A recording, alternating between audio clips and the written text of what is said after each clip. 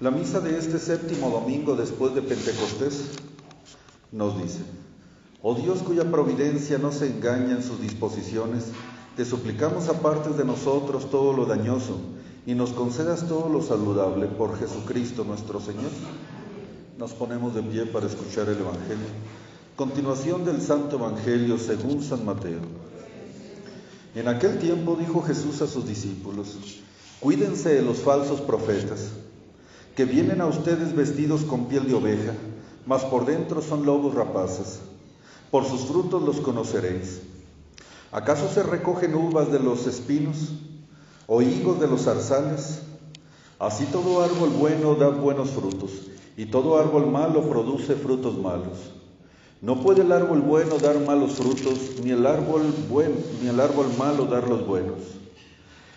Todo árbol que no dé buen fruto será cortado y echado al fuego. Así pues, por sus frutos los conoceréis. No todo el que me diga Señor, Señor, entrará en el reino de los cielos, sino el que hiciere la voluntad de mi Padre que está en los cielos, ese entrará en el reino de los cielos. En el nombre del Padre, y del Hijo, y del Espíritu Santo. Amén. Pueden sentarse.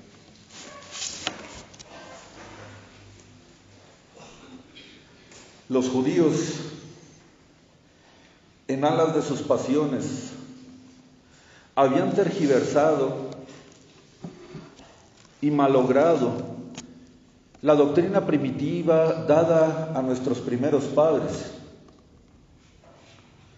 Se habían inventado más leyes humanas que divinas y habían olvidado la parte divina de la ley, poniendo solamente prescripciones humanas difíciles de llevar, que imponían cargas terribles sobre los hombros de quienes lo seguían. Sin embargo, ellos, sabiendo que era imposible seguir tales prescripciones, ellos mismos no las llevaban. Hacían consistir toda la ley y los profetas en obras externas, pero sin fe, sin sentido, sin la sustancia, sin la razón por la cual la ley fue escrita y dada a los seres humanos. De tal suerte que sus obras exteriores eran obras muertas. Se cuidaban más en la cáscara que en el fruto. Habían tergiversado completamente la ley. Vino nuestro Señor Jesucristo y restaura todo. Se les dijo a los antiguos, dijo Él, no matarás, pero yo les digo más. Todo aquel que se encolerice con su hermano es reo de juicio. Amad a vuestros enemigos. Orad por los que os persiguen.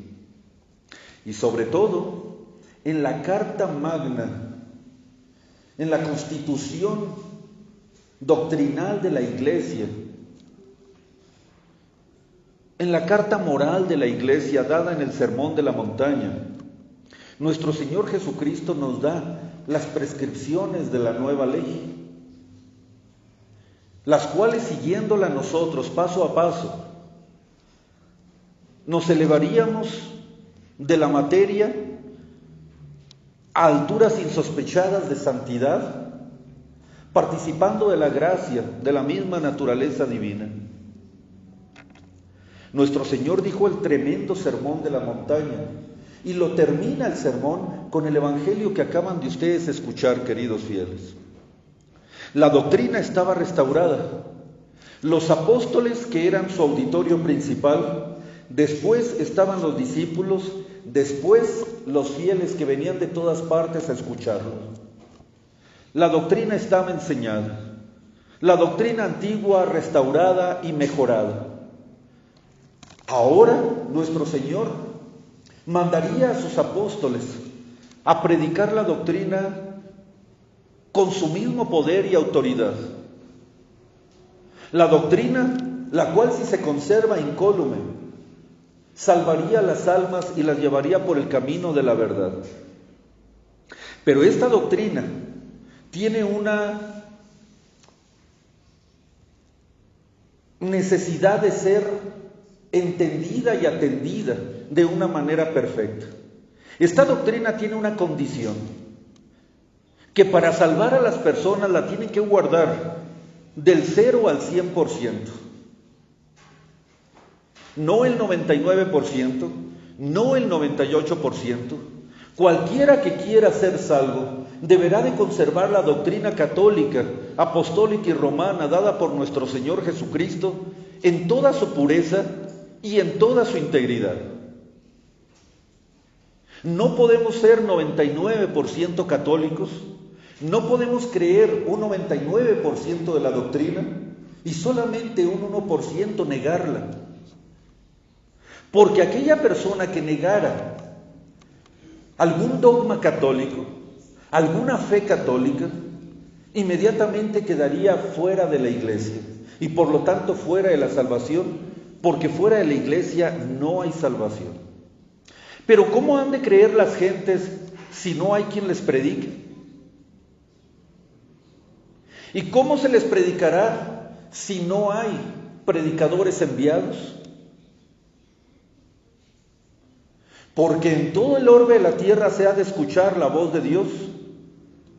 Pero para que se escuche tiene que haber predicadores, tiene que haber apóstoles, tiene que haber pastores con el mismo poder de Dios y autoridad de Dios, para poder predicar con autoridad, con seguridad, y que cumpla los requisitos de ser una doctrina legítima. ¿Sí?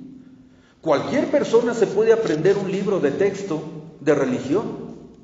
Cualquiera persona puede aprenderse un libro de teología si tiene capacidad para ello. Cualquiera persona puede aprenderse el catecismo, pero no cualquiera persona, queridos fieles, puede enseñarla con autoridad.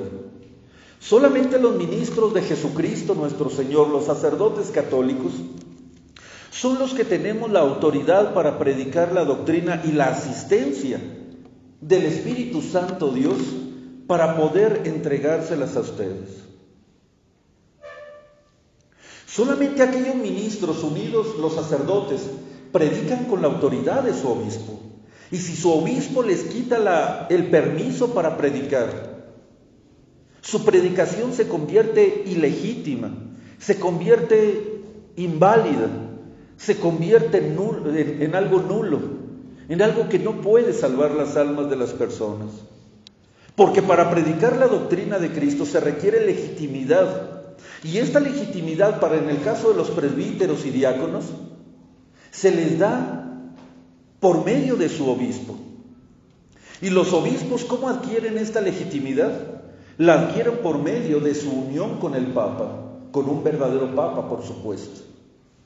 De tal suerte que nosotros los obispos predicamos bajo la autoridad y con la autoridad de Pedro. Ahorita la sede está vacante, es verdad, pero seguimos nosotros en el corazón y en la intención y en la efectividad unidos a la silla de San Pedro. De hecho, nuestra posición, la cual nosotros confesamos y creemos en la actualidad que la sede está vacante, no es otra cosa más que fidelidad precisamente a la sede de Pedro.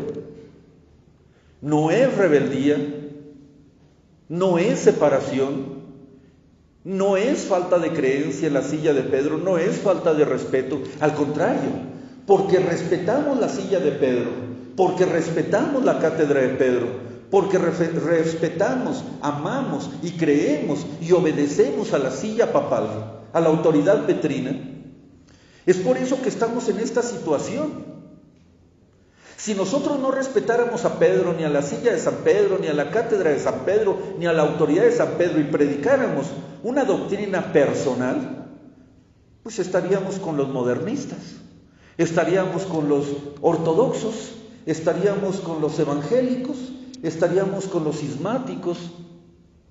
Pero precisamente porque tenemos la verdadera doctrina, la sana doctrina, la doctrina legítima que ha de ser predicada, es por eso que estamos ahorita en esta situación de sede vacante, porque creemos, confesamos y demostramos que el que está ahorita ocupando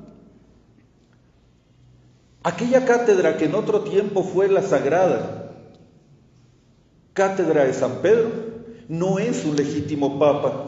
De él no tiene autoridad y bajo su autoridad no predicamos nosotros. Nosotros predicamos bajo la autoridad de los apóstoles y de sus sucesores, los papas, pero los papas legítimos. Y si nosotros en este momento no buscáramos esa unidad, no buscáramos la restauración de la silla de Pedro, predicaríamos sin legitimidad, predicaríamos sin autoridad, porque no solamente se nos da esta autoridad con la consagración episcopal, esta legitimidad se nos da mientras nosotros permanezcamos unidos, eficazmente, sentimentalmente, teológicamente, moralmente, a la silla de Pedro.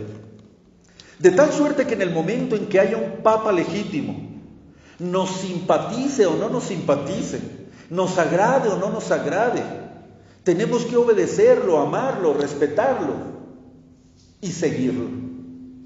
De ahí nos proviene la legitimidad. Aquellos sacerdotes o obispos que no buscan la unidad, que no buscan la restauración de la iglesia, ¿con qué autoridad predican? Díganme ustedes. ¿De dónde proviene su autoridad? ¿De dónde proviene su legitimidad? Si son iglesias separadas, si son iglesias independientes, si son iglesias regionales. La iglesia de Jesucristo no es una iglesia regional. No es una iglesia separada, no es el conjunto de varias iglesitas juntadas en una sola como los ortodoxos. La iglesia de Jesucristo es una y única, una sola fe, una sola moral, unos solos sacramentos, una sola autoridad. Aquellos sacerdotes o obispos que no buscan eficazmente, y enfatizo eficazmente, la unidad y la restauración de la silla de Pedro, la pregunta es: ¿con qué autoridad predican? ¿Con autoridad propia? ¿Quién soy yo, queridos fieles? ¿Quién soy yo? ¿O de dónde tomo yo una autoridad para hablarles a ustedes de cosas tan altas, de cosas tan santas, de cosas tan elevadas como es la doctrina misma de Jesucristo, del Verbo encarnado? Si no recibo por unidad esa autoridad, entonces ¿de quién la recibo? ¿De mí mismo? Jesucristo lo sabía, y por eso en el Evangelio de este domingo nos advierte de que pudieran, como de hecho sucedió, venir falsos pastores, inválidos pastores o ilegítimos pastores, o inclusive maliciosos lobos rapaces, contrarios a la doctrina de Cristo, que adulteren la doctrina de Cristo, que adulteren la intención de la doctrina de Cristo en alas de sus pasiones, pero que vengan vestidos como un pastor, que vengan vestidos como un legítimo sucesor de Jesucristo y de los apóstoles. Y los ha habido. Desde el principio de la iglesia, los ha habido. Si una oveja ve un lobo que viene hacia el rebaño, ¿qué pasa, queridos fieles? Sale despavorida. Pero ¿qué tal si el lobo tuviera inteligencia y se pusiera una piel de oveja? ¿Saldrían despavoridas las ovejas? No, lo recibirían como parte de ellos. Se metería en sus filas, se metería en el aprisco, y allí desde adentro se comería cuantas quisiera, porque no va con buenas intenciones. Eso lo sabía nuestro Señor Jesucristo. Sabía que eso sucedería. No habría problema, nuestro Señor ya había predicado la doctrina. Quien la guarde se conservará dentro de la unidad de su aprisco, dentro de la unidad de su iglesia. Quien no la conserve simplemente está fuera. Y los que están afuera son muy fáciles de conocer. Díganme si no. Es fácil distinguir a un modernista de un tradicionalista o no. Es fácil distinguir a un protestante de un católico o no. Es fácil distinguir a un ortodoxo de un católico. Es fácil distinguir al enemigo de fuera, al lobo de fuera, al que no está dentro del aprisco de nuestro Señor Jesucristo. El problema está dentro. Sí, queridos fieles, y más hoy que nunca nos sirve esta advertencia de nuestro Señor Jesucristo. Cuídense de los falsos profetas. ¿A qué se refería profetas? Profetas era nombrado o se les denominaba a los apóstoles y a sus sucesores. Cuídense de los falsos sacerdotes, cuídense de los falsos obispos, cuídense de los falsos ministros, que se acercan a ustedes como ministros míos, pero no lo son. No tienen la intención de salvar sus almas, no tienen la intención de sacrificarse como yo me sacrifiqué por ustedes. Y ahí tenemos nosotros a un verdadero ministro de Cristo, a San Pablo. El ejemplo de todos nosotros, de todos los apóstoles, de todos los sacerdotes, de todos los obispos. ¿Quién de entre mis fieles se entristece que yo no me entristezca? ¿Quién de ustedes tiene algún problema que yo no me preocupe? Los amo con las mismas entrañas de Jesucristo, decía San Pablo a sus fieles. ¡Qué hermosura de corazón! Me siento como si los hubiera desposado, como una esposa engalanada con sus joyas al esposo de su alma, que es Jesucristo. Así se sentía de orgulloso Jesucristo. Tendrán muchos padres en la fe, vendrán muchos otros sacerdotes a predicarles, pero tienen un solo Padre que los ha engendrado, con las mismas entrañas de Jesucristo. Palabras de San Pablo. Ese era un verdadero pastor, no un lobo vestido de piel de oveja. Y por otro lado tenemos a Arrio, tenemos a Nestorio, tenemos a Lutero, que en alas de sus pasiones, desde adentro, habiendo sido ministros de la iglesia, salían con doctrinas nuevas, querían cambiar la doctrina de Jesucristo, adulteraban la doctrina de Jesucristo y arrastraron con ellos a millones de almas, millones. Imagínense cómo estará Lutero en el infierno, habiendo arrancado de la Iglesia Católica miles, millones de almas con sus herejías. Y todo porque él no podía guardar castidad. Y como quería casarse, prefirió cambiar la doctrina de la Iglesia antes de que cambiarse a sí mismo, de adecuar sus costumbres a la fe católica, a las costumbres católicas. Prefirió negar la doctrina católica. Y en la mayoría de los herejes cismáticos que se apartaron de la Iglesia, no era porque tuvieran la razón, era porque en alas de sus pasiones preferían cambiar la doctrina antes de cambiarse a sí mismos y adecuarse a la fe católica para salvar sus almas. Pero dirán ustedes, pero padre, ¿a qué se refiere en la actualidad? Miren, queridos fieles, les voy a poner un ejemplo. Todos sabemos que la iglesia fue hecha por Dios para enseñar la verdad. Y la verdad siempre busca destruir el error, y el error siempre busca destruir la verdad. La Iglesia Católica, por lo tanto, para salvar a los fieles, tiene que enseñar la verdad. Y por lo tanto tiene que combatir el error. Todos aquellos que no están dentro de la verdad católica están errados completamente. Y nuestro oficio de predicadores del Evangelio, de sacerdotes y ministros católicos, es ir por todo el mundo enseñando la verdad, sacando del error a las personas, cambiando sus malas costumbres por buenas, cambiando sus errores por verdades, encaminándolos hacia el buen camino que es el cielo.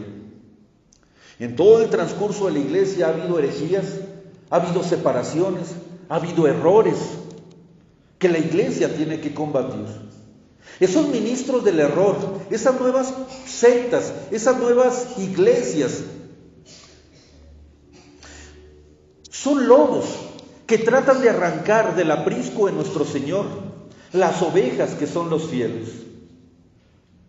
Por eso la iglesia enseña con autoridad, y cualquiera que no esté dentro de su unidad simplemente no es un ministro legítimo, un predicador legítimo, y no se le puede tomar en cuenta, porque a todo predicador legítimo, a todo ministro de Cristo legítimo, se le debe de amar, atender, respetar, obedecer y tener en alta consideración por ser maestros enviados por Jesucristo para hacernos conocer la verdad.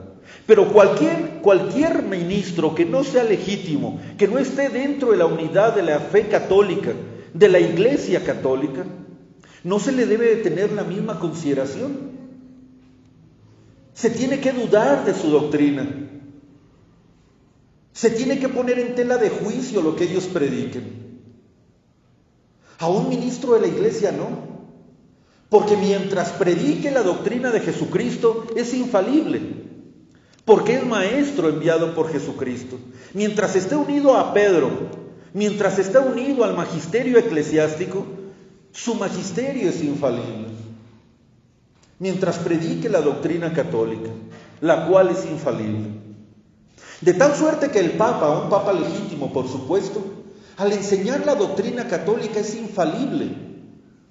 Y los obispos esparcidos por el mundo personalmente son infalibles, no, a menos de que se adecúen al magisterio ordinario de la iglesia, a la doctrina de la iglesia. Entonces sí enseñan con autoridad e infalibilidad todo lo que la iglesia oficialmente ha enseñado durante todos los tiempos. Pero aquel que no esté unido a la Iglesia católica, aquel que no esté unido a esta unidad misma, esencial de la Iglesia católica, no se le tenga por un ministro legítimo, no se le tenga esa consideración que se les debe de tener a la Iglesia docente, que somos los obispos unidos a la silla de Pedro.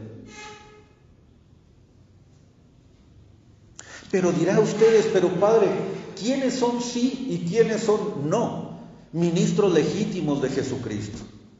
¿Cómo los podemos conocer? ¿Quiénes son los lobos rapaces? ¿Y cómo podemos conocer cuáles son los legítimos? Aquí viene el Evangelio. Por sus frutos los conoceréis. Primero, queridos fieles, cuando vean a uno que se diga sacerdote o que se diga obispo católico tradicional, tienen que atender a su doctrina. Si no sale con innovaciones o renovaciones o modificaciones de la doctrina, para ello tienen ustedes también que aprender. No podemos aprenderlo todo en un sermón de 30 minutos. No podemos aprenderlo todo domingo tras domingo, aunque se aprende bastante asistiendo a misa todos los domingos. No es suficiente. Tenemos que aprender nuestro catecismo y tenerlo al día. Tenemos que aprender la doctrina católica y, ¿por qué no, ir más allá? Nadie ama lo que no conoce. Y si no conocemos a Jesucristo y a su doctrina, ¿cómo lo amaremos? La fe entra por el oído. También digo que la fe entra por los ojos cuando leen un buen libro católico. Hay que enseñarnos la doctrina, para que cuando algún sacerdote o que se diga sacerdote u obispo nos diga la Virgen María fue virgen antes del parto, en el parto, pero no después del parto. ¿Qué harían, queridos fieles? Córranlo, deséchenlo. No es católico. La doctrina sincera y pura es que María Santísima fue virgen antes del parto, en el parto, y continuó siendo virgen después del parto. Y si alguien predica algo distinto, aun cuando fuera un ángel bajado del cielo, ténganlo por un demonio, ténganlo por un excomulgado, ténganlo por un hereje. Pero para saber nosotros distinguir, tenemos que aprender también. Tenemos que aprender. Pero dirá alguno de ustedes, pero padre, yo no sabré teología, no tengo la capacidad para saber teología. ¿Qué tal si viene alguien y de repente nos enseña algo, y como yo no sé teología, lo sigo porque hay tantas minuciosidades, distinciones, palabras que yo no comprendo de la teología. ¿Qué tal si viene un sacerdote y por el hecho de vestirse como sacerdote, de ponerse los ornamentos, de ponerse el manípulo, de ponerse la estola, de estar ante un altar, lo creo yo que es un ministro? ¿Cómo saber que no es un ministro católico cuando yo no me sé la teología y por medio de las palabras puedo caer en el error? Aquí viene un método infalible, queridos fieles, para saber si es un ministro de Dios o no. ¿Cuáles son? ¿Qué nos dijo el Evangelio de hoy? Sus obras. Sus obras. Porque si bien, queridos fieles, ex abundancia corde os loquitur, de la abundancia del corazón habla la boca, de lo que traemos en nuestro corazón predica en los labios. Es verdad que los seres humanos somos muy dados a falsificar lo que siente el corazón a lo que dice nuestra boca, ¿o no es así? Nos pueden engañar con las palabras, pero hay algo que no se puede engañar, y esas son las obras. Díganme ustedes, ¿una persona que es educada puede engañar haciendo creer que no es educada? No. Todas las obras que brotan hacia el exterior, claro, momentáneamente se nos podría engañar. Pero lo que primero deben de ustedes observar en un ministro de Dios para saber si es legítimo o no, es en los frutos, no solamente en sus palabras. Si el ministro es un ministro correcto, ya no digo santo porque entonces me quemaría, pero por lo menos correcto en sus costumbres, sincero en su predicación, verdadero creyente y practicante de lo que él les predica a ustedes, entonces ese ministro será bendecido por Dios, será autorizado por Dios en su prédica. Porque un ministro que predique pero no obra lo que predica, es condenado por Dios, es maldecido por Dios.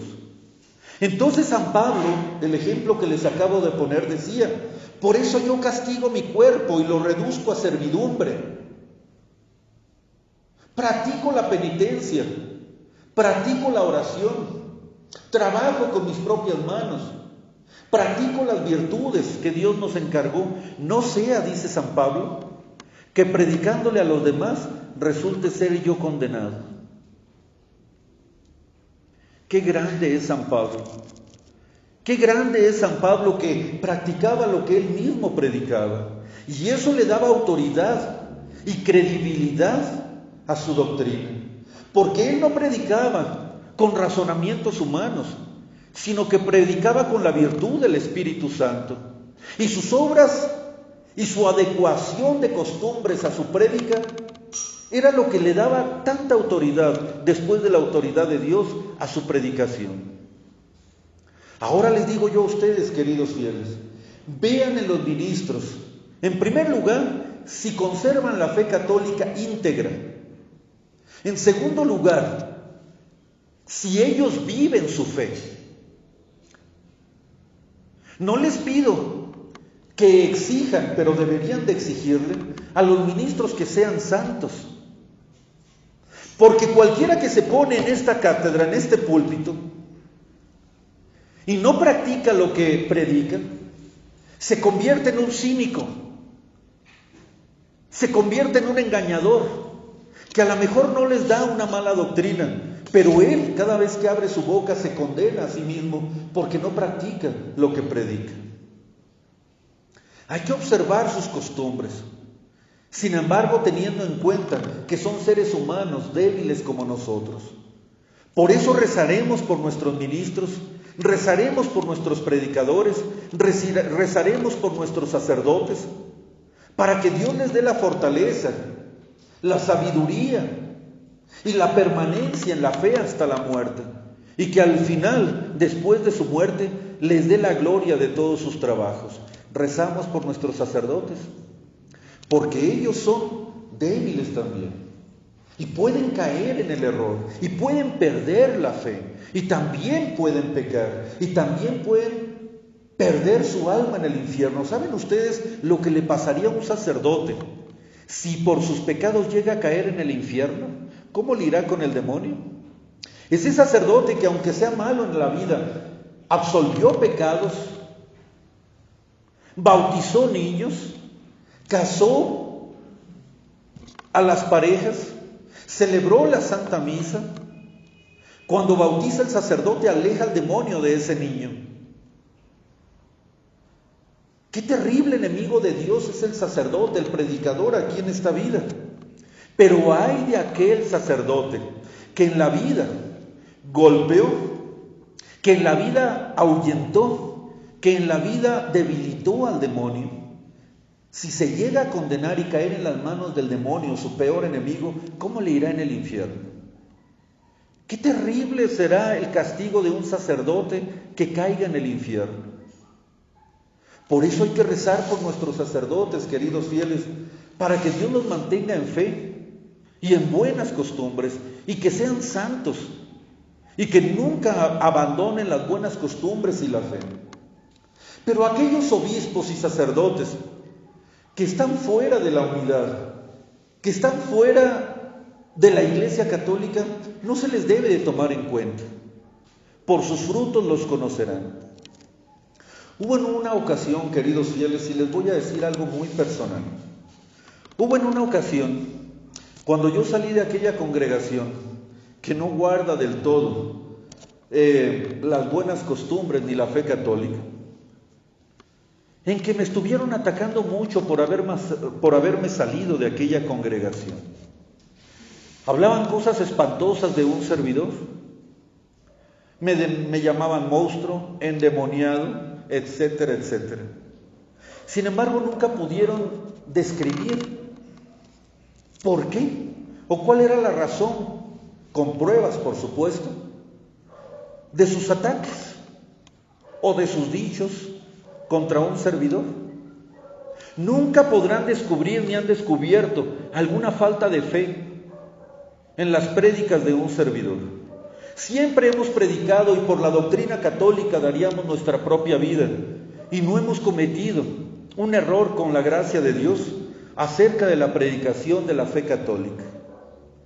No hemos salido con innovaciones ni renovaciones, ni con cosas raras en la doctrina católica. Pero ustedes saben cómo son las pasiones humanas. Nos atacaban, hasta que llegó el momento en que uno, de tanto que le dicen las cosas, se la cree. Caramba, ¿sí seré un monstruo? Caramba, sí. Y entraba la depresión, entraba la tristeza. ¿Por qué me atacan si yo no los ataco? ¿Por qué me hacen daño si yo no les hago daño? ¿Por qué no me dejan en paz?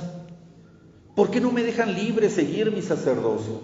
No, era un ataque tras otro. Y le hablaban a nuestros fieles: no vayan con él.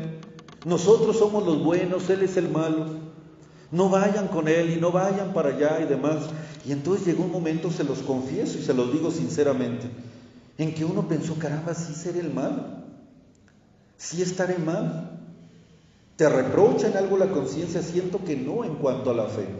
Soy un pecador, como desde Adán hasta el último que muera al final de los tiempos, con excepción de la Santísima Virgen María, hemos pecado, todos hemos pecado. Usted ha pecado, usted también, yo he pecado. Y he tenido necesidad de llorar mis pecados, de hacer penitencia por mis pecados, de confesar mis pecados. No les predico yo porque me crea mayor.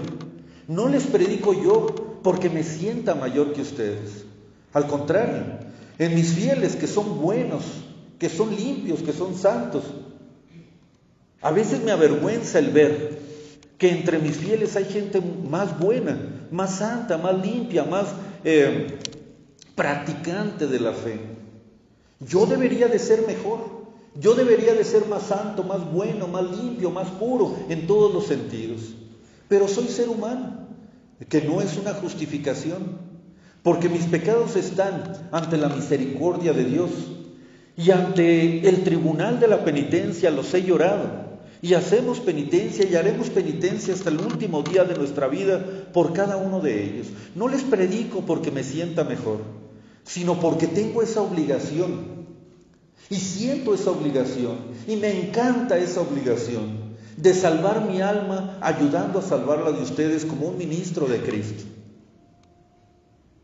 Pero me sentía terriblemente mal en aquellos días. A punto estuve de colgar la sotana, se los confieso, de dejar los hábitos, de decir, bueno, la congregación que me vio nacer como sacerdote me golpea, me desecha, me lastima, ya no tengo obligación alguna. Y entonces pensé, bueno, me retiraré. ¿Soy verdaderamente un monstruo? Cada vez que lo pensaba, Dios más nos bendecía. Empezamos con 20 fieles, celebrando casi solo la misa. Después de 20 fieles, de un momento a otro, ustedes conocen la historia de nuestra parroquia, se convirtieron en 50, después en 100, después en 200, y la Iglesia Católica, nuestra parroquia, está en franco florecimiento, y no lo digo en presunción, o porque nosotros hayamos tenido algo que ver en ello. Al contrario, que si no fuera por nuestros pecados, tal vez esto ya hubiera trascendido el mundo. Pero cada vez que pensaba de una manera nefasta, de una manera separatista, Dios me mandaba algo para darme a entender que verdaderamente no estaba malo, porque Dios no le da alas a los alacranes. Y Dios no da su bendición a las malas congregaciones. Y Dios no hace que se rodee a una persona mala de personas buenas, de personas santas, de personas fieles, de personas que también siento que darían todo por la fe católica y por los ministros católicos. Cada vez que yo pensaba en salirme, Dios me mandaba nuevas obligaciones, nuevas responsabilidades. Y ahora nuestra parroquia en franco florecimiento, con seminaristas, con religiosas, con otros sacerdotes, con otras comunidades que ya dependen de esta parroquia. Esta parroquia se convirtió en madre al momento de tener otras capillas y parroquias que dependen de aquí, dependen de nuestros sacramentos, dependen de nuestra predicación, dependen de nuestra doctrina, que no es nuestra sino de Cristo. Sí, queridos fieles, como fieles ustedes, se convirtieron en una matriz que ha dado hijos, no solamente en México, sino también en otros países. Dios no bendice a un monstruo. Dios no bendice a una persona que está apartado de Él. Y eso es lo que a mí, utilizando precisamente esta misma doctrina del Evangelio de hoy, dije, no, soy sacerdote y católico y permanezco católico, y además si me salgo sería una cobardía. Debo de permanecer porque mi obligación, óiganlo, y hermosa obligación son ustedes. Así es que se les ha predicado la doctrina cuando estábamos enfermos de muerte y en la salud. Ustedes supieron de ese hecho. Se los hemos predicado cansados y les hemos predicado descansados. Les hemos predicado desvelados y les hemos predicado de la mejor salud y de la mejor manera. ¿O ha habido algún domingo que les haya faltado en misa desde que conocen a un servidor? Así cansado, así enfermo, no les ha faltado en los domingos y fiestas de guardar nunca, ni una sola misa. Siempre al pie, y esto se los digo, no para que lo tomen en consideración, para que me tengan en más de lo que soy, sino para que sientan y sepan que estos ministros de esta parroquia darían el todo por ustedes y para ustedes, porque su obligación la tienen bien ceñida, porque saben que con su obligación, con el cumplimiento de la sinceridad de su predicación y la adecuación de costumbres, es como van a alcanzar el cielo y hacérselos alcanzar a ustedes.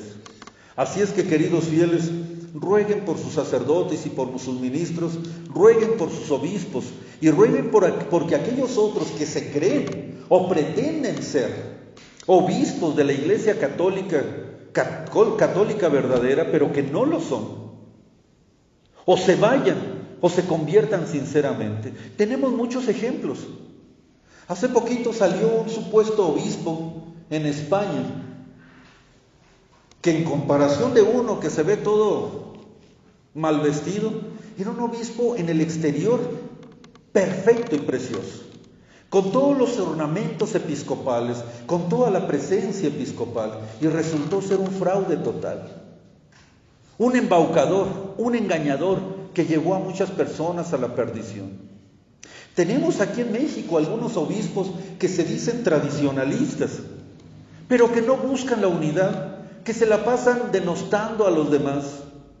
Tenemos nosotros presbíteros o sacerdotes que andan por ahí de vagos solos, siempre criticando a los verdaderos obispos, levantando su voz en contra de la misma iglesia, en vez de andar peleando en contra del modernismo.